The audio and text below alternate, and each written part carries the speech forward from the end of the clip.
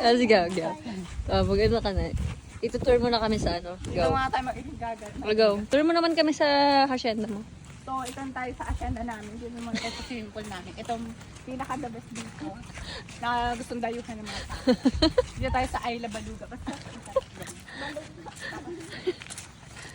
So, ito nga pala yung alalay kong babae. Tiga, ano to na swimming pool, tiga linis. Tara eh. Tara po.